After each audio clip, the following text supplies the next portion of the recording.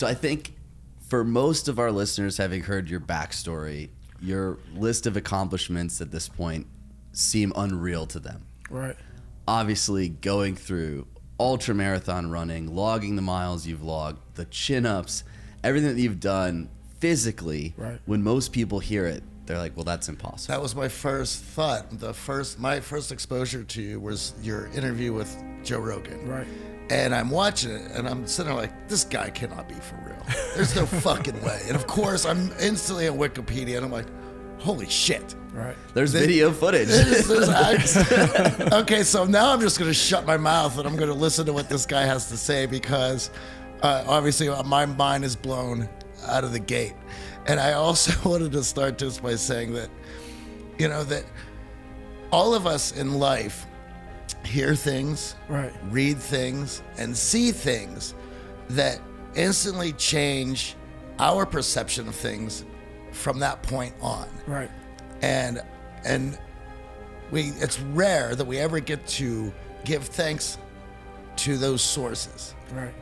So I want to thank you. I appreciate that. Thank you. Because after that interview with Rogan, the way I had looked at my waking up in the morning and working out and starting the day instantly changed from that point forward. So thank you.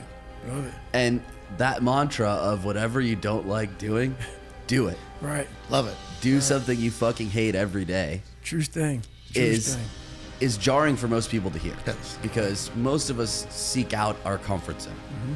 And for you, your comfort zone with dealing with some social anxiety and introversion is right. to turn inward. Right.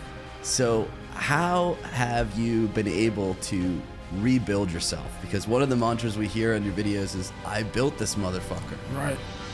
So I take a lot of passion in who I am as a person. As you hear, as this podcast gets going and going and going, what you're going to do is you're going to transform me from this guy right now that's kind of chilled out in this room, David Goggins, to Goggins. And I had to invent this person. David Goggins is an introverted, soft kid that got beat up growing up, and mindset had to lie to create friends, to get friends, to be accepted. So my life has really been about two people. Very scary, but two people. I had to invent a whole nother human being to get outside of my comfort zone. And that human being became Goggins. Goggins is like the guy that walks out of the phone booth. He's like that Superman that walks out of the phone booth. And I was talking to my fiance today about, it's kind of strange how sometimes I have a conversation between David Goggins, and Goggins will tell David Goggins about the shit he's done. And David Goggins like, what the hell, man? Why are you doing that? That's nuts. So it's kind of this battle between trying to find more of yourself, knowing that the real you is afraid, likes comfort, likes living in a world that is that likes to pat you on the back, give you the things that you want to hear, not the things that you have to hear to get better. So that's where all this kind of started from. And when people hear this podcast, they're going to hear a lot of things that they're going to want to put a title on me. They're going to definitely want to put a title on me to make themselves feel better.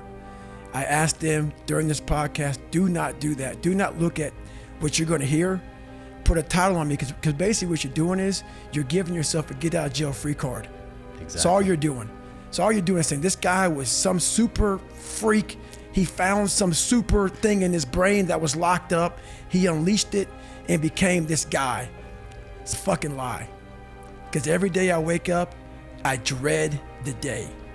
I dread the day of what I'm going to bring on myself to get better. So. And when did Goggins, this alter ego, appear in your life for the first time? Goggins appeared and disappeared several times. Okay. It appeared the first time when I was 17, and we'll get to that, but it really appeared when I gained about 125 pounds. I went from 175 to 300 pounds almost. And lowest part of my life, I was in a fucked up relationship. I was making no money. I was spraying for cockroaches, and all this stuff was just coming on me. And I was like, I have to find something. And Goggins came out. Like through all my insecurities, all my fears, all my doubts, all my introverted ways. I used to stutter real bad. Everything I did, I had to find strength in that. And that's kind of when it happened, about 24 years old. Okay.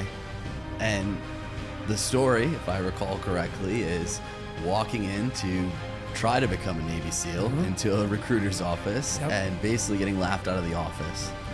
That happened about 7 times. Okay. So I give people like the quick version. Right. The quick version, I give them 1 episode. This is about 2 weeks. And in my book, I go through it. You know, I was sitting on the couch, saw this show on Discovery Channel, and that started the process of, I think I want to be a Navy SEAL. So I started calling up different recruiters, walking into some guy said to me, "You're fat and you're black." He was an observant motherfucker. You know, I was 300 pounds, black guy walking, and he was very observant. So that kind of went on for a while, and until I met one recruiter. And one recruiter saw something in me that no one else saw and gave me a shot. And a challenge, right? Come back, lose the weight. Right. So basically I walked in, I had about 3 months, a little less than 3 months to lose 106 pounds. So I was like, this is fucking impossible, man. I can't do that. And at that time I had no real drive to be a Navy SEAL, to be anything. I just knew something had to change. I had to, this isn't gonna work, man. This lifestyle that I'm living, something has to change. So I went to work that day and I was spraying for cockroaches, and lo and behold, it's a very bad day at work. I found a whole bunch of cockroaches, rodents. It was a bad restaurant. And I came home, I quit my job that day. I was driving home, I said, I gotta fucking do something. And I said, I'm gonna go home and run 4 miles. And 4 miles is only a quarter mile. And then from there, the story really begins from that point. And I feel like that's such a crossroad in everyone's life, where someone tells you can't, you're not good enough, don't even try, give up. Right. And when you're staring that self-doubt and wanting to quit in the face, can you at least speak to the listeners who are feeling that right now? What would you say to yourself at that point? Well, I understand it. It's a miserable place. I can, like, now that I'm going there, now you have me. I'm living on that couch right now with a milkshake in my hand, thinking about how the fuck am I gonna pull this off? I feel like that moment is relatable to everyone. Right. And a lot of us have multiple moments like that in our lives, and most of us choose the easier route to quit. And we'll talk a little bit more about this. You know, some of us get coaches and mentors and trainers that kind of help us push through that. Right. You're sitting there on the couch, it's you. Right. There's no SEAL yelling in your ear saying, get the fuck up, we got to do this. And the other thing, and we were talking about this on the way over, is we're living in this world where you don't want to upset anybody. You don't want to tell them no. You don't want to tell them they're not good enough. You don't want to hurt them, and because they might feel bad. Right. And we already have that feeling within us, and if you stomp that out, well, what is going to drive you to get better? Well, that's what I realized for myself, was I wanted that comfort zone that everybody looks for, that pat on the back. They don't want to hear all the bad shit. They want to hear everything that they're doing right. And I realized that's what kept me in this world. That's what kept me in this world of not accomplishing anything. So what I did was I became that big, bad, nasty motherfucker that you don't want to walk into at nighttime. I became the roughest critic in the world on myself. And that's what changed me. I literally saw myself in the mirror.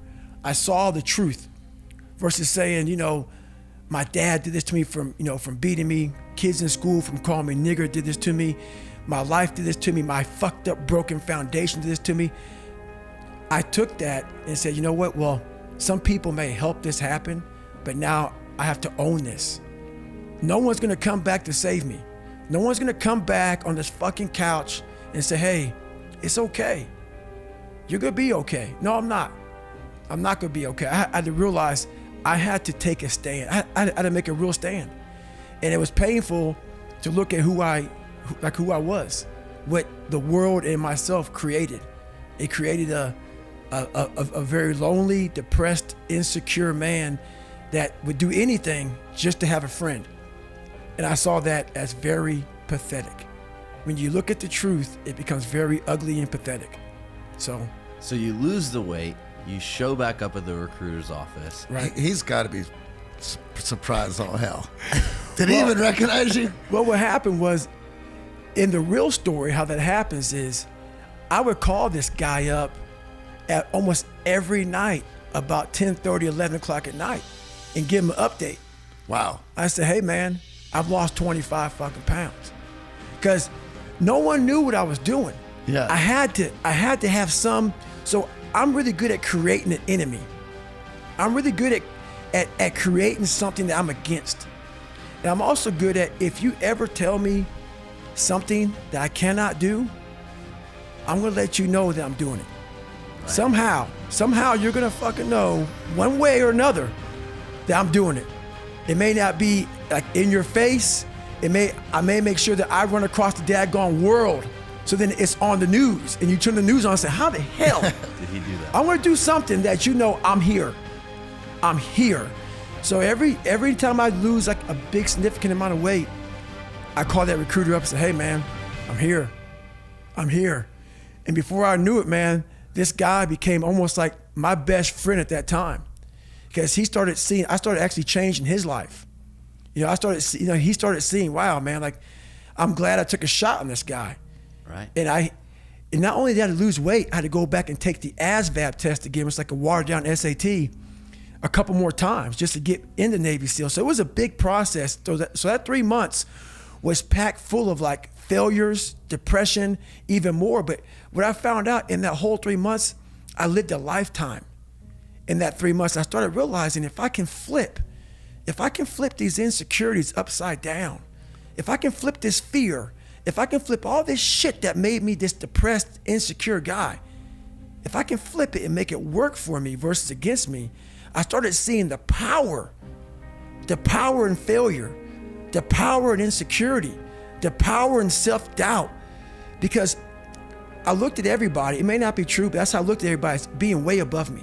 I thought to myself, if I can be at the lowest part in the world, in the sewer, and be able to overcome all this shit, I started using that as power. And I slowly started passing the guys from Harvard, the guys from MIT, the guys who were from great families and shit. I'm like, oh my God, I'm catching up. I had nothing. So I started flipping it and using it as power. And I feel like we've definitely interviewed a lot of successful people, and almost all of them have this chip on their shoulder. Right. That they develop from that bully in school, that one moment, that one criticism that says you can't. Here you are doing all of this just to sign up for then Hell Week. Right. Which is one of the most difficult weeks on the planet to begin with. Right. And you had to go through all of this. And obviously, whenever you're training, there are good days and bad days. Right. And Johnny and I were laughing about this. Obviously, half marathon, nowhere near ultramarathon, but you're tracking, right? You're looking at your time, you're looking at your splits, you're trying to do better, and some days you just don't have it. Right. And I feel like in those moments where you don't have it, you know you don't have it, right, how do you flip that switch to get that extra ounce of energy? Because once I know that pilot light is lit and that water's boiling, well, then you feel like you can take on everything. Right. But a lot of us are feeling our pilot light flicker and that self-doubt creep back in, even though we're challenging ourselves. Well, there's something that I invented a long time ago. And when you have nothing to draw from, I was able to find strength in every molecule of this earth. I'm able to be in a room with nothing, with no motivation, no inspiration, nothing, and find it. So what I did in those situations was I invented this thing called taking souls. When everybody's all fucked up and you're exhausted and you're weak and you're tired and you're looking around and everybody looks as bad as you or even worse, I'm like, you know what? I want to now make a statement. It's the perfect time to make a statement. To let you know where your life ends and mine begins. And so the statement there is, I muster up every bit of strength from their looks on their faces and how they feel, and how I'm going to now, from my childhood, where I came from, how I was the bottom of the barrel, I'm now amongst all these uncommon people. I'm now going to now make you feel like you're common. So I used their sadness, their weakness, their parts of their life where, God, this sucks. I'm like all poopy pants and messed up. I used that for my strength. and I have this moment of like, let's say we're in the sand, we're running or whatever, I will do a surge. I will do something and everybody's like, how the fuck is he doing this? And from that look on their face, that feeling of, God, man, this guy must be something special. It then surges me further and further and faster and harder for a long time. So it's energy's everywhere. But the thing is, it's so loud that voice in your head of pain and suffering and discomfort and I don't want to do this is so loud that you're unable to really calm it down and say, okay, there's something here. It's a patient calm that you have to bring yourself to say, I know I have something here, but that voice is so powerful that it wants you just to, let's leave. Right. We're done. It spazzes you out and you want to go versus saying, let's take a second. Hang on. Before we spaz the fuck out, hang on. And in that moment, you can think clearly and find that strength out there for you. You know, it's when you look at the history of the world and you see a lot of hardship that a lot of human beings had been put in, and a lot of times against their will, say a gulag or a prison camp or something like this, and you hear the stories of things that they had to do in the middle of winter. It's 20 below and they're out building something and they barely have any clothes and they have holes in their shoes, and you think to yourself, how are they even surviving in those situations? And I think it's the old adage of if there's a why, you will figure out a how. Right. And so it's these times that we see what the human spirit is actually made of. But when you're able to flip that around and use something like that to build you up rather than somebody putting you into something like that to break you down, right. I mean, it's how powerful is that, right? And I don't think anyone gets to truly experience those limits unless, well, and certainly in today's day, unless you're putting yourself in it to get stronger. Right. Well, I know one thing, and this is a true statement that I've said several times. A lot of us don't know of a whole nother world that exists. It's on the other side of suffering. Once you break these barriers that you have made for yourself, like the mind is the most powerful thing in the world. In the world. It is. It is so amazing that I used to be a 300-pound guy and I thought that was it. Could barely read, could do anything. And now that what was inside that person was this guy that's in front of you today. That's how scary the mind is. And that's what I started realizing through this journey, is that once I got a taste of, wow, man, I haven't even begun to crack what the mind is capable of. And when I started realizing is on the other end of suffering, that's the real growth of life, because you realize how the mind processes shit. And I talk about another thing called theory and practice. A lot of people are theorists. These smart guys that read these fucking books and shit, man, and they sit down, they tell you what the mind is supposed to do. And a lot of us listen to that shit. It becomes like, this is it, man. This old man who has been studying the mind forever, this is the cap that we have. By being a practitioner, I went out and realized a lot of these guys are so wrong, man. The mind has capabilities that are so unknown, and I found that through suffering. And there's a whole nother world on the other end of that. And I feel like there's the physical governor that your body kicks in and says, I can't do this. And then there's the mental governor. Right. And a lot of us allow the mental governor to kick in far earlier than necessary. Right. And I've always found that at the moment that kicks in and you push the other side of it, you actually get this surge of physical energy. That's right. Of feeling that capable of anything, that superhuman power. But most of us try to avoid even getting close to the governor. Right. I call that my 40% rule, where like a car has a governor on it. It can go 130, the governor's only going to go 91. Right. And the whole thing about that is a true statement, like what you said. Our mind wants to protect us. The mind is like, honestly, it has a tactical advantage over us. It knows our deepest, darkest fears or insecurities. It knows where we start to feel, we start getting that doubt creeping that says, hey man, you know what, man, maybe this isn't good. Let's go back home to the wife. Let's go back home to the kids. This is not comfortable. So in that moment, the mind directs us. It's a protective mechanism. It saves us from doing bodily harm, or it really saves us from discovering that the mind's like, I want to be in charge of you. I don't want you to be in charge of me. So it tells you, let's just stop right here.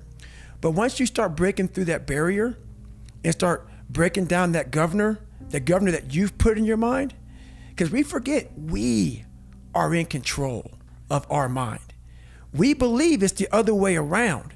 No, we put in our minds what we should do, but we believe our mind is telling us, it's giving us all this feedback. We have to reprogram it and tell us, no, we're good. We're good, this sucks, but it's okay. And I think one of the remarkable things about the transformation in the beginning was, here after completing over 60 ultramarathons, it seems like you're genetically gifted, miles are no problem. But at the start, getting just over a mile was a struggle. Yeah. And quit was at the forefront of your mind the entire time. Mm-hmm. So for our listeners who are like, man, I can't run that. I can't do this physical stuff. Like, that's great, mental toughness, but I'm not even meant for the physical side of things. Mm-hmm. Talk a little bit to us about that mile marker 1, mile marker 2, to now looking for unlimited miles. Right. Well, the first big thing is, once again, it goes back to open-mindedness. If you walk into any kind of event, whether it be physical or mental, if you walk in with already putting that block on your mind of, man, this ain't gonna happen. People go, how did you run 135 miles to Death Valley? How did you run 100 miles with no training? Because I went into it not thinking, I can't do this, man. I went into it with a strategy. I had an open-mindedness. So until your mind is open to the possibilities that I can do this, you would never be able to do it. Once the mind starts to believe it can be achieved, only then does it start to break down tactically how we can do this. Until then, you're going to always lose. One of the things that we keep hearing recurring, and something that we've practiced and we've talked about in our classrooms and on the show a lot, is the most successful people have a very good relationship with the worst parts of themselves, where they can have that conversation and they're not hiding from that person. They're going to work with that person, or to get around that person, to get that person out of the way, rather than pretending that it doesn't exist. And something else to this is, I would think, at least from my own experience, there's always these rationalizations to get you to quit, right? So we have, first, you're going out there, it's the quarter mile, that's failure, then we're getting to a mile, then there's got to be another conversation with the other side of you that says, listen, you went from a 300-pound guy to doing this. We're good. We showed a lot of people. And there's another conversation of, we ain't even begun to finish up what we're doing here. Right. And how many of those conversations, it's like on a daily basis, you have to cast that person aside. Let's look out. You're done here. Right. You've done enough damage. It's my turn. Well, it's funny how you say that, because it is a true thing. I have so many conversations in my mind because so many times I want to quit. Sure. But this is what it is. This is what I figured out. I was so afraid of myself that I had to figure out, I became a master of my mind. People, when you're afraid of something, you have to master it. That's how you start to overcome it. So what I realized, when I get to that point where I want to quit, everybody, they get to the point where they want to quit. This is what happens. The mind tells you, let's go home. Let's take a warm shower. Let's get some food. This is not right. This is that. If you cannot answer the questions at that moment, because your mind's gonna start giving you all these questions. And if you can't answer them, you're going to quit. What I realized when I was going through Buds, Ranger School, all this 100-mile race, 200-mile races, pull-up records, my mind would come creeping in. Like when I was doing 4,030 pull-ups at 2,000 pull-ups and my hands were ripped open, my mind said, look, brother, we've done all these other things. You've proven yourself. You're good. If I didn't have the answer to respond to my mind and say why I'm here, why I'm doing this, you will always lose that fight. You have to have the response to what your mind is going to tell you. And another thing about that is self-talk. A lot of people have like these big four on mental toughness. All that shit is crap about self-talk, visualization. It's true, but the thing about self-talk and all these things, they ask me, what do you think about when you're on mile 100 of a 205-mile run? What are you thinking about when you realize you've run for 24 hours and you have 24 more hours to run and you have another 105 miles? What goes through your mind? What do you say to yourself? I want to know. A lot of people think self-talk works. It does, but it doesn't work without the suffering before your mind starts saying we need self-talk. So what I tell myself is I go back to the months and years of preparation to get to that day. And I'm telling myself, the 3:30 in the morning, and I'm looking at my shoes and I want to go out there and run 30 miles. I have to, in that second, in that moment of this self-talk, my mind saying, you got to find more, you got to find more. I once again calm down, go back into my mind, in my cookie jar, I call it, and I have to reflect back on the shit I did to get here. And that becomes my self-talk. Self-talk does not work unless it is real. Most of us lie to ourselves in this self-talk. It doesn't work. It has to be real. It has to be something that you've done to make it really work. Now, obviously, gaining that much weight doesn't happen overnight. Right. Bad habits had to form around eating, your interactions with food, obviously your lack of exercise. Right. How did you start to break those old habits so that you didn't revert back to yourself on the couch, right? It's easy to set a challenge. I want to reach this goal. I want to get through Hell Week. Most of us, even with diet and exercise, can start, get to a point, and then we tend to revert back to those old habits. Right. The reason why we go back to old habits is because our goals are too lofty. We're not achieving our goals fast enough. So what happens is, you know what? Oh man, we're very impatient nowadays. For me, it was good. I didn't have a phone. I was out of this world by myself. It was a race against David Goggins. It wasn't a race against, God, I want to look good for this person or that person. It was me. I got to change myself. So for me, if I lost 5 pounds in a week, I got a feeling. I allowed myself to feel proud of that. I didn't look at, I got to lose 106 pounds. I'm like, man, I went from 297, now I'm 292. In 1 week, man, I'm killing it. We're not proud of ourselves for the small accomplishments. What we need is we need this monstrosity of a thing to happen and say, I did it. Nah, there's a process that you have to go through, and patience is the process. And if we don't have patience, after a week, I haven't lost 30 pounds, man, I'm done. I'm over it. So that's what I found out with people, man. They're not patient enough to realize and to enjoy the moment, not live in it, just enjoy it. There's no finish line in life, but enjoy that moment. Roger that, man, I lost 5. Let me go 10 next week. So that's the whole thing about it. That's how people lose it. You know, something you said there where you said that you were in this race with yourself and that you didn't have a phone and you weren't connected to anything else and you didn't have anything to deal with except that other person staring back at you and talking shit, and it was that you went to war against that person. Right. And we were just talking about this and about how important it is in order for you to find yourself. Absolutely, there's certainly about suffering or pushing limits as one aspect of it, but also a detachment from all these other influences that are that keep you from dealing with yourself. And obviously, we're living in this world today with all this technology that supposedly keeps us connected, but also sort of keeps us separated as well. Right. It's a crazy place. And how are you going to build a relationship with yourself if you're completely distracted all the time? You know what? Being accepted is one thing that killed me. And you have to learn, what do you want in your life? We have so much influence coming at us that we are so lost. We don't know what we want to do because we don't spend enough time with ourselves. You have to learn to shut off a phone, shut off a computer, shut off a TV. And it's okay to sit in a room by yourself in a chair and just think about you, where I want to be, where do I see myself tomorrow, the next year from that. And it takes a lot of self-discipline to be able to do that nowadays, because you want to be so attached to everything. You want to be so caught up with the world. The world's moving too fast.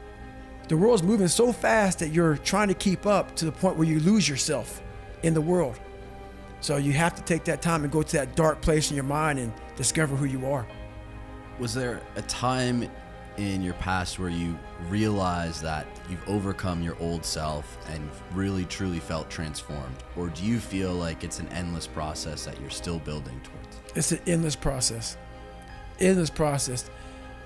All that shit that I went through in my life to get here today, it is tattooed. It is tattooed in my brain. Every day I wake up, I am constantly battling that person that is like, man, you know, back in the day, this happened to you, man. You know, like, you got called nigger so many times, and your dad beat the shit out of you, man, and, you know, you couldn't read in this daggone junior year.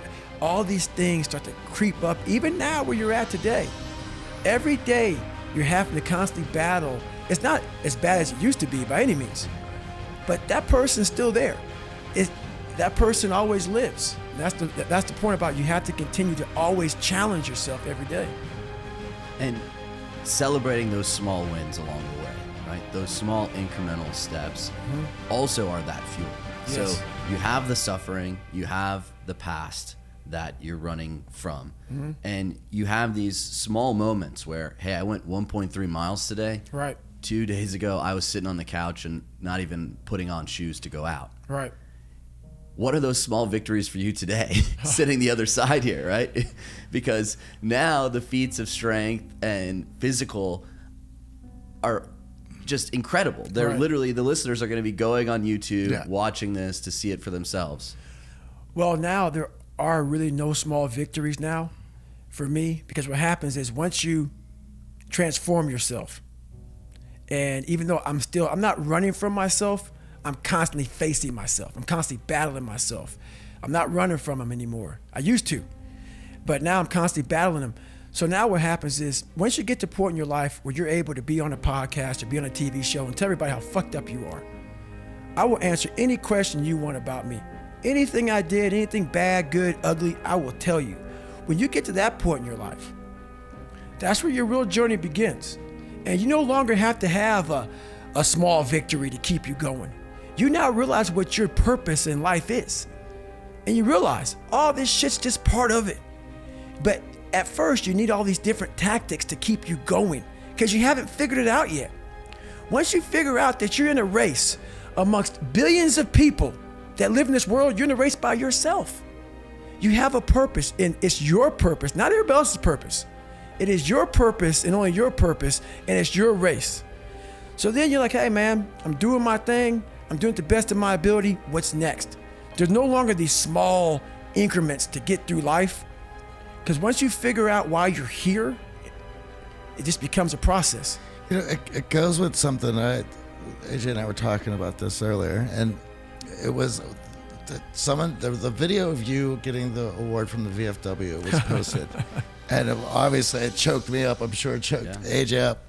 And there was something that you said in there that I loved, and I just don't, obviously we don't see enough of it anymore. And what it was that there's to paraphrase it, a lot of people who live in this world who don't know what they're doing in life, what's going on. They're asked from their elbow, and they got nothing, and they're confused, right? And they don't know what it's about, but it's about doing it for the guy next to them, right? And with so much of all this other influence, it just seems that their values aren't being held up to any sort of standards. Right. And so now they're become wishy-washy on even what they stand for as people. Right. Well, of course we have anxiety going through the roof and suicides going through the roof, because if you don't have any sort of foundation to stand on, then, well of course you're going to be sitting through anxiety. And something as simple as do it for the man next to you. Do it for mankind. Do it for humankind. Right. It's fantastic. I mean, would you be able to speak a bit about that? Yeah, that was a moment for me, the VFW award. I got the Americanism award. And what you saw there for me, it shocked me also. I got choked up, teared up. I was trying to thank my mom. And what happened was all this stuff that you all have heard about my life growing up, it's at the surface. That shit's real, you know? And at that moment, it flashed through my head about the journey I had to go through to get to that point to do that. And along that journey, I feel, I figured out myself. And the biggest trophy I'll ever get in my entire life, like I turned down a book deal, which we'll talk about soon. The biggest trophy that I ever got in my entire life was me, was really figuring out me. And when I was up on that stage, I realized that. I realized it's not about money. It's not about fame. It's not about being accepted by your peers and everybody else. It's about figuring out who I am and being happy with who the fuck I am. Even though I'm going to be judged for all these things, being able to put a middle finger up to everybody and say, this is David Goggins. And to get to that point, it felt great. And that was all about, honestly, we have to give back. We have to be able to go through our journeys in life, figure out who we are, and help the person beside you figure that shit out. Figure out how they can do that themselves. Well, let's go get into that a bit. So, I believe you're my age, 44? 43. 43. All the records, all the everything that you've been through, and all the physical feats, and now we're on a new chapter of the book. Of course, you're now, you could probably say that you're the new it guy on the internet. Everyone wants to. We were thrilled when you wanted to come on the show, and everyone wants some of your time. Right. And everyone wants to get something from you. Perhaps a little bit of you can rub off on us, that sort of thing, right. and with good reason. And so we're in this new world and these new feats for yourself. So if you'd like to talk about what brought you to write the book and to go in this direction now at this time. Well, as you know, I'm a serious introvert, and very afraid of people. I got judged so much growing up that this is uncomfortable for me. All these podcasts, that's why I post once a week. Yeah. I don't, people are ugly, people are nasty. They make me want to choke the shit out of them. And they're just nasty people. So I stay away from them. But the one thing I realized why I wrote the book is, honestly, I have a story to tell, as we all have a story to tell. And what I realized on my journey was a lot of us don't believe that we can achieve the impossible. And along my journey, I started realizing, man, I gotta fucking tell some people about this shit, man. Like, I discovered something that some people have, but they don't even fucking know. All of us have it. But along this way, I wasn't, like I said, I wasn't a theorist. I became a practitioner. And I was like, my God, I'm busting down so many barriers of, like, I have a learning disability. Okay, but I'm catching up with everybody. I figured that out. I figured out all these negative things in my life that were keeping me in this hole. I'm like, I gotta tell people, man, that, hang on a second, man. You can fucking achieve the absolute impossible. You don't need great parents. You don't need like a private school. You don't need to have this humongous GPA and all this other shit. What you need is the one thing I talk about in my book, which is straight up brutal work ethic. You have to be willing to outwork everybody in the world. And that's the hard part. That's the hard part. This isn't like some 5-step process where if you do these 5 fucking steps, you're gonna end up with this magical world. Nah, I'm basically teaching you how to callous over your victim's mentality. I'm teaching you how to, like I did 67,000 pull-ups in training for the pull-up record. I was seriously callousing my hands to protect them. What I'm trying to do with people is teach them how to find more of themselves to where they empower themselves. I'm all about the underdog. So that's what the book's all about, man. It's all about having that step process, and I had to share this with people. Well, I also feel, and personally struggling with social anxiety and introversion myself, the hardest part of all of it is being vulnerable enough to admit the abuse, admit the past. Most of us don't want other people to know that, and that's right. the hardest part, to open up and be that vulnerable. Right. When did that start to bubble to the surface for you, and you start to see vulnerability as a strength? Well, where it started making me, I had to stop giving a fuck about people. That was the biggest thing. I had to stop caring what people thought about me. I realized that everybody's fucked up. That's the one thing I realized. I walked around and I put these people on a fucking pedestal. Everybody was better than me. So I can't tell you anything about me because you're gonna judge me and I'm gonna feel even worse than what I am. What I realized, once I calmed my mind down and sat back and looked at how jacked up this world is, once you realize that you are not alone, everybody that's talking to you about how jacked up you are, only thing they've done better than you is they've hidden their fucked up world better than you have. That's all they've done. So once I realized that, if you want to sit back, like for instance, there's all these things that are on TV and we have all these news people judging people who fuck up in life. Yeah, they made big mistakes. But that person who is judging you on TV, I guarantee you that news person is saying, I'm glad that my shit didn't come out, but I'm gonna judge the hell out of you. I know that about people. So if you want to sit back and judge how jacked up I was and how messed up my life was, Merry Christmas, go for it. Have a good time. But I'm smiling at you right now, knowing you have a secret that you're not willing to share. It gives you a lot of power when you're able to go on a podcast this big and say, hey, tell me, I'll tell you anything you want to know, because I no longer care. And that is a lot of power in that, to be able to put your life on a billboard for the whole world to see and say, judge it, man. Judge it. Like just me talking about it makes me feel good. And that's another thing about it.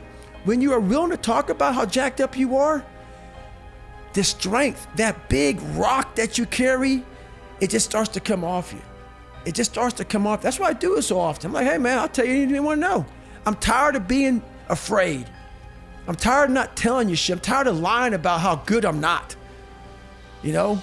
And in prepping for this interview, I was hanging out with my girlfriend Amy, listening to part of the Joe Rogan episode. And what was so remarkable to both of us is most people who get into the motivational coaching space, they just want to celebrate their victories and show how awesome and amazing they are and paint themselves as the best. Right.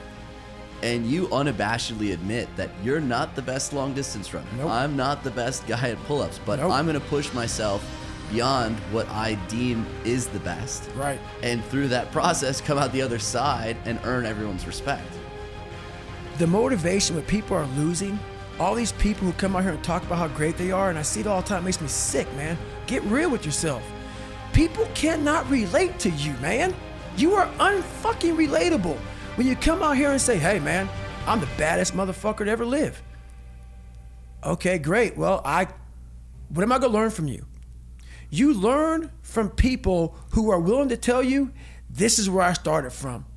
This is how much I fell on my fucking ass. This is how bad I used to really be. I still have those moments, because why? You're human. We're all jacked up, man. We're all jacked up. And that's what makes my story relatable. I'm willing to let you in to see I'm decently successful now. But I didn't come out like this, man. I didn't come out, that's the story. Is you have to give people just a little bit of hope. There's no hope when they just see greatness in you everywhere.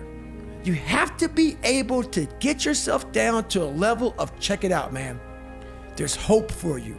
That's all I'm trying to give you. Just a little bit. And obviously the pain you went through, the suffering, and these feats of physical strength, this idea that the body can always heal. Right. And the mind can always heal. These calluses can be built. So whether it's 200 plus miles, whether it's your hands are dog meat from doing the pull-ups, your hands are healed. That's right. Your mind is healed. That's right. And we have this ability inside of us. Most of us go through life never even scratching the surface of it. Right. What was the physical healing process like after that first real physical bout for you, where you went through, whether it was Hell Week, I don't know what on the scale of what you've done to this point, going through the list? Well, I thought it was my third Hell Week that I went through. When I got through with that first 100-mile race, that I did around that 1 mile track that I didn't prepare for, and I was considerably, it was horrible. And I'll never forget, I found such peace and beauty. And I got there, I was in the worst pain of my fucking life. And I got done, and my wife pulled the car up on my ex-wife, pulled the car up on this little lawn, and I got in the back of it. And I got up the stairs. I'm not gonna go through the whole story, but I remember laying in the tub, and she put the shower on me, and I ran 101 miles in like 19 hours, and I was like peeing dirt out of me. And I'm sitting there, and I'm jackhammering, and my body is just the most broken it's ever been, even to this day. And this feeling came over me. Call it crazy if you want, but very few people, I guarantee, have ever felt this before, to push themselves so far outside of what they thought was even possible, even for me. I laid in that tub, and I didn't want it to go away. I had drained myself of every bit of strength, energy I had, and it was the best feeling I had in my life. All that pain, it was confirmation. It was confirmation that I had gone through a crucible, and I had figured out another level of David Goggins, a level that I thought was humanly impossible for anybody to do. When I was at mile 70 and shit and pissed all over myself, and I had 30 more miles to go, and I was damn near dead, and I was able to go 31 more miles. In that process of the next 31 more miles, I found out more about myself in that 31 miles than I ever have in my entire life. The conversations, the mental blocks, the roadblocks, everything horrible. It was just feeding at me like light speed. Get the fuck out of here, man. But I was able to figure out different tactics. And when I finally got done with that, and I laid in that tub and it was over, the feeling of, my God, man, you just really discovered a whole new world, a whole new part of the brain that I guarantee very few people have. So it's a feeling I can't even describe.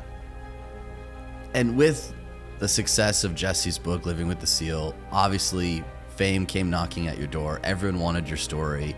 Publishers came to you, okay, when can we write your book? You chose a different path to self-publish. Well, on that thing right there, it didn't do much for me. So the book, Living with the Seal, my name wasn't in it, and I didn't even know really. I knew it was being written, but I had nothing to do with the book. Right. So all that came to me much later. But that's how you appeared on the map. Once right. we figured out that you were the seal and people wanted to hear your story, obviously everything you do is well thought out. Right. There's a plan in place. There's a strategy behind it. Mm-hmm. You've now chosen the path to self-publish this book. We got a copy of the manuscript. We've been digging in, enjoying the backstory that we haven't heard on some of these other shows because everyone wants to talk about the physical side of things. Right. What made you decide to go that route in sharing your story? Well, I sat back and I had the top 5 people come at me, the top 5 publishing houses, and it was down to the last 2, and they're offering $300,000. I'm a first-time author, and I decided to go with one of them. And $300,000 for a guy like me, I'm sitting back, that's pretty good money. So a few days before I was going to sign the contract, I sat back, talked to my fiance, my family, and everybody's like, hey, this is good, this is great, whatever. But I started thinking about my life. I started thinking about everything that I've gone through in my life, everything I had gone through, and I had a chance to reflect. And that's one thing I never did in my life for long enough, is have time to reflect. I was always, what's next? What's next? What's next? What's next? What's next? Now that I'm retired, and you have a lot of time to look back on what you've done, where you started, where you're at now. And I said, you know what? This shit's not for sale. $300,000 isn't even a fraction of enough money to sell this. So I decided not to sign it, and I self-published. I pissed a lot of people off. I bet. And I said, I'm not signing this. I'm going to self-publish. And that's kind of how it came to be. I took that time to reflect, and I'd rather not make a fucking dime. I read this book, and that's honest to God's truth. I am fine with the trophy I have in my mind. And who is this book for? Who listening is going to be the most impacted by this book? I'm all about it's not about the underdog so much. 'Cause I think we're all an underdog. I think the top CEO on the planet Earth still has that doubt. Yeah. I don't give a fuck where you're from. Kobe Bryant, Michael Jordan, the best on the planet. We're all underdogs. Whether you're underdog because you put yourself there to be hungry, or you're just a real life underdog. Right. We're all an underdog. And so this is about the mind and people discovering the mind, their own mind. And one thing I know is we all have an equation. We all have an equation. Like, I talk about 3.14 is pi. There's different equations to figure out different kind of, mathematical problems. We as human beings are mathematical problems. I cannot give you a book for every fucking body in this world. That's why my book, even though it's one book, is tailored to the individual. It's not like you do these 5 steps, you're good. No, I'm helping you figure out your fucking equation. Because it's different. My equation is different from your equation. What's gonna make you tick? What's gonna make you go the distance? What's gonna make you go to that spot in hell and say, I love this spot. It's okay. That's what this book does. It helps you figure out your 3.14. Helps you figure out your fucking mathematical equation and say, oh, because once you figure out the equation in any math problem, you no longer fail, man. You got it figured out. So in coming out here, which you have a big publicity run. Right. The book's coming out. You got a bunch of podcasts to go on. Thank you for coming on ours. With that comes a lot of new things. So it's for such a no-nonsense guy, right, to have to deal with social media now. And I was having a vision of you having to deal with it. We talk about its detriment and how it is just nonsense and noise. But of course, you want to reach as many people as you can with this book and everything that's going on. So I was kind of curious of dealing with social media. I know that you're on it. We talked about this earlier. Right. Do you have a discipline of like, okay, well, for 2 hours every night, I guess I'll deal with this stupid thing and talk to these people who have reached out? Or what is your approach to that? Well, my approach is every Monday. Okay. You're going to get one post from me a week. And I take about maybe an hour to an hour and a half so I'll post it, I'll do it, and then I get away from it. I'm gone. Here's your post, and I make sure that every single post is not about me. So this shit ain't about me, man. I'm about you figuring out you. Some people take it personal, some people get you a little butthurt. This is about you figuring out your self-talk has to change. The most important conversation you ever have is the one you have with your fucking self. You walk around with it all day, you act on it, pretty soon, good or bad. I want you to change who you are. So I'll let you look at it. After about an hour or two, I'll come back and start answering a few of these, questions. Some people say, hey, how you do this, how you do that? Maybe an hour and a half, 2 hours, I'll answer it, and I'm done. I'm off, because why? I'm still chipping away at David Goggins every single day. If I spend so much time being occupied by that, I cannot chip away at what's important. What's important is I'm still figuring out this, different things. Yeah, I got the equation figured out, but now the real journey has begun. So I'm still chipping away at life. Johnny and I have started to really throw ourselves into the training for the race and really pushing ourselves physically. For a large chunk of my life, the physical was not that important. Right. I was average at everything, not really concerned about hitting the gym, certainly didn't care about what other people thought about the way that I looked physically because I was average. I've now come out the other side, and we talk about this all the time, that endorphin rush after completing the run, that feeling you get after crushing your PR in the gym, right, pushing yourself beyond that mental governor that we all have. What are your thoughts on people who are unsure about their own physical strength? Do you feel that everyone should push themselves physically, and that's a really important part of making you who you were? I think pushing yourself physically is the number one factor of life.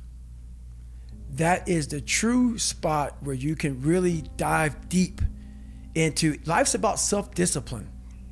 It is about self-discipline. We tend to do the things that are easy. And that is it builds no mental toughness. It builds no mental hardening. It builds nothing. When you working out is where you can build that the fastest. Because it's a constant, it gives you instant feedback. You may not lose the weight you want to real fast, but the discipline it takes, it transfers over to all aspects of your life. It's not, people, man, why are you always working out? Stop looking at it that way. This is the foundation of life. When you look in the mirror, every morning we all look in the mirror to get ready to go to work, to go anywhere. The first thing you see is your reflection. If you don't like what you see in the morning, you lost the war already. It's not about even liking what you see. It's about looking in the mirror and you may start, man, I feel different. That reflection is not everything. It's a feeling you're supposed to get. So you have to, in life, once you leave your house, the war begins. In your house, you have some control. And that reflection in the mirror, you have to control that reflection in the mirror. That's how you start your day. If you leave your house feeling like, okay, I can fight. I've established the mentality to fight. And all that comes from working out. It's not just from, you can't find that in the office. And what we've discovered and chatted about on the show with a lot of our guests is morning and nighttime rituals to prepare yourself mentally for the day, for that war outside the door. Right. Obviously, you're controlling your environment in the morning, and same with night. I think, especially when it comes to feats of strength and physical ability, you got to recharge, you got to recover. Right. So how you wind down at night and getting a full night's rest scientifically is proven to change everything, physically, right, mentally, emotionally. What are those habits you built up around your morning and nighttime routine? Well, my morning routine is every day I get up and run. Every single day. Because why? I hate that the most. So that is where we share that feeling. Yes, I hate that the most. So you have to do something that sucks every day. Because why? Once you overcome the suck, now you're powerful. You've overcome yourself already. So now you're ready to battle. I go to the gym about 4 times a week.